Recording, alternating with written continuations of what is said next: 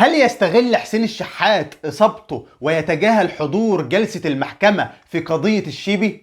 الأهلي يريد التعاقد مع نجم منتخب المغرب، ورامز جلال كان عايز يستضيف ويصالح حسين الشحات ومحمد الشيبي ويستضيفهم في برنامج المقالب. رامز جاب من الآخر ولكن الشيبي رفض.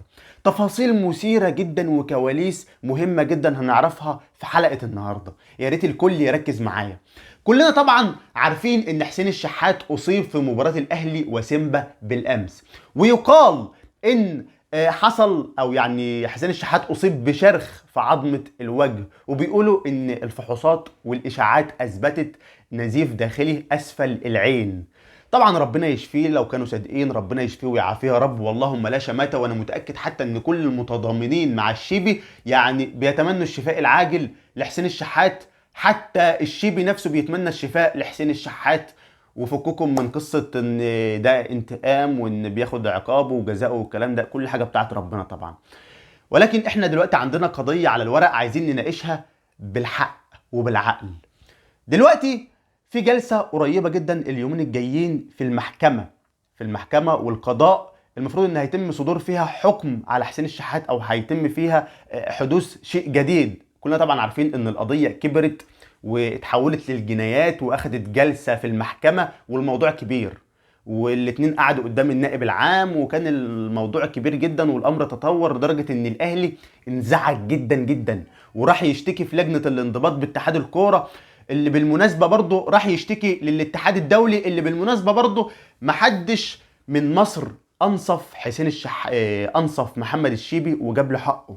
كلنا طبعا عارفين ان الاهلي منزعج، بيقول لك هو ازاي الشيبي راح يلجأ للقضاء في حين ان في عقوبة حصلت من رابطة الأندية، مع ان يا جماعة رابطة الأندية اصدرت عقاب مضحك، ايقاف مباراتين لحسين الشحات.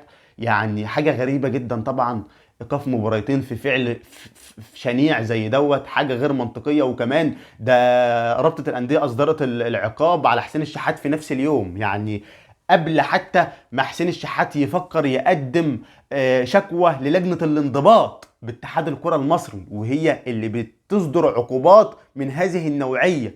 طبعا رابطه الانديه بالتوصيات اصدرت عقوبه سريعه، عقوبه تافهه، عقوبه غير مستحقه، يعني عقوبه بسيطه، يعني كان يستحق عقوبه اكبر من كده سريعا. ليه بقى؟ عشان الشيبي ما يلحقش يلجأ للجنه الانضباط باتحاد الكوره ويقول لك ده خلاص احنا عملنا عقوبه ما ينفعش اللاعب يتعاقب مرتين. فاصبح ان اي شكوى هيقدمها الشيبي للجنه الانضباط باتحاد الكوره هتبقى شكوى باطله، او لن يتم النظر فيها، لان بالفعل اللاعب تمت معاقبته. وطبعا العقاب هنا كان هزلي جدا من رابطه الانديه اللي كانت رؤوفه بحسين الشحات، اما اتحاد الكوره كان هيعطي للشيبي حقه. ده اللي عايزين نوضحه. طيب الشيبي لما لقى الموضوع كده وحقه بيضيع ما كانش قدامه حل غير ايه؟ غير القضاء. ما هو هيروح لمين؟ وخصوصا ان الفيفا نفسها بتشرع اللجوء للقضاء في الحالات الاستثنائيه اللي زي دي. واحد يقول لي ما ينفعش يبقى في تدخل حكومي في الرياضه، انا بتفق معاك، ولكن ده ظرف استثنائي مشرع من الفيفا، وتقدروا تبحثوا وتدوروا ورا كلامي في كده تشريعات معينه الفيفا بيسمح بها اللجوء للقضاء والحكومه. ليه بقى؟ زي مثلا ايه؟ التلاعب بالمباريات، انك مثلا تفوت المباراه لخصمك، ده من حقك فيه تلجأ للقضاء. انت متخيل؟ الاعتداءات ده من حقك تلجأ فيه للقضاء. السب والقذف والامور لما بتتطور ده من حقك تلجأ فيه للقضاء. غير ذلك طبعا زي التعاقدات واللاعبين والعقود وحاجات دي منها برضو والله اللي بيتم اللجوء فيها للقضاء، ولكن اغلبيتها اللي بيفصل فيها الفيفا. لكن اللي احنا عايزين نقوله يا جماعه ان حسين محمد الشيبي ما غلطش لما توجه للقضاء، وانا واثق ان القضاء المصري راح يعطيه حقه. طبعا الاهلي بيحاول الدفاع بكل قوه عن لاعبه حسين الشحات. انا جاي لكم والله في الكلام اهوت، وهقول لكم تفاصيل رامز جلال كان عايز يصالح الشيبي والشحات، وهقول لكم الاهلي عايز يتعاقد مع مين من المنتخب المغربي. عندنا تفاصيل كتير قوي في هذه الحلقه، يا ريت تكملوها معايا للاخر، والكل يدير لايك لهذه الحلقه فضلا وليس امرا. الاهلي مش ساكت، واشتكى في لجنه الانضباط واشتكى في الاتحاد الدولي لما لقى الشيبي مصمم على قراره ورافض الصلح اطلاقا بتاتا. وطبعا يعني لجنه الانضباط باتحاد الكوره عقدت، يعني اعلنت عن انعقاد جلسه بين الشيبي والشحات، ولكن الشيبي لم يحضر لظروف طبعا اهليه، وكان في المغرب بيستقبل مولوده الجديد، فخصوصا ان مده يعني تم اخبار الشيبي في وقت ضيق، يعني بعد يومين يا شيبي انت تحضر جلسه في اتحاد الكوره، وهو اصلا في المغرب. فطبعا كان الموضوع كان صعب للشيبي وما حضرش، وفي اتجاه من اتحاد الكرة لعقد جلسة أخرى عشان يحلوا الموضوع. ولكن أنا شايف إن الموضوع مش هيتحل بأي مسؤول في الرياضة المصرية. يا إما القضاء هو هيجيب حق الشيبي، والله أعلم بقى، ممكن يكون بتعويض، ممكن يكون بحكم محكمة، ممكن يكون بأي حاجة، يا إما الاتحاد الدولي فيفا. خدوا بالكم ان الشيبي لجأ للفيفا ايضا، يعني عشان ممكن يقول لك ايه ان الشيبي هيعاقب عشان عمل تدخل حكومي ولجأ للقضاء. لا لا، مفيش الكلام ده. الفيفا نفسها مشرعة اللجوء للقضاء لو انت تم الاعتداء عليك او في تلاعب بالمباراة او حاجات من دي. محضر اثبات حالة وبياخد مجراه وبيتحول لحكم محكمة وبيتحول لمحكمة ونيابة، فده طبيعي وروتيني في كل حتة في العالم. طيب، خلاصة موضوع الشيبي يا جماعة، الشيبي مصر على موقفه ورافض يتصالح نهائيا، والراجل حقه، لان شايفين حسين الشحات غلط في الشيبي جامد، والصفعة اللي اداها له يعني ما يعني انا لو مكان الشيبي بصراحة هدفن حسين الشحات مكانه، واي حد على فكرة، يعني بعيدا عن كل اللي حصل، يعني معلش.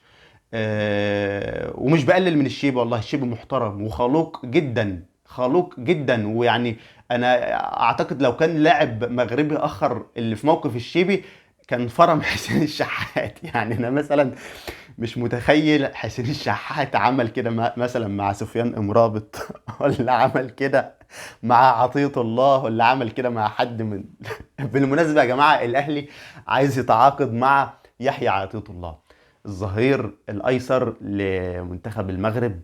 يعني نجم كبير جدا واضافه قويه جدا، والاهلي حابب ان هو يعوض معلول بعد اعتزاله وغيابه عن الاهلي، لان اعتقد مش هيكمل، فعايز يتعاقد مع يحيى عطية الله.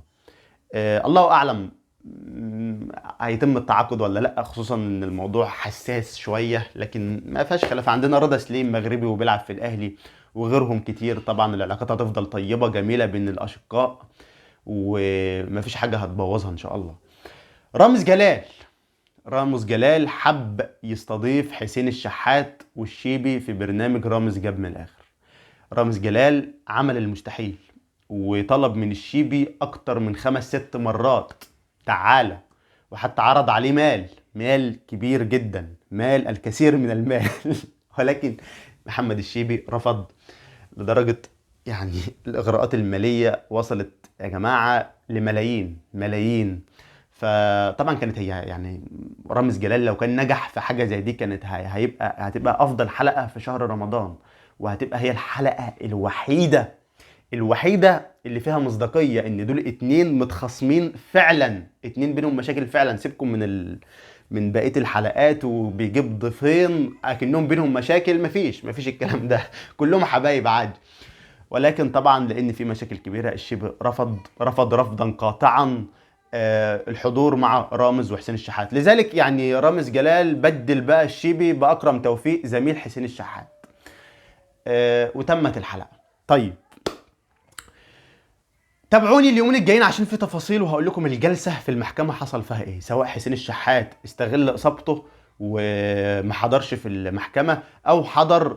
انا شايف ان هو يقدر يحضر عادي، مفيش مشكلة خالص. فعشان كده تابعوني عشان هيوصل لكم كل جديد اول باول، وما تنسوش تفعلوا زر الجرس في قناتي عشان الفترة الجاية مهمة جدا. تحياتي ليكم، كان معكم اخوكم من مصر هيما الجندي، سلام.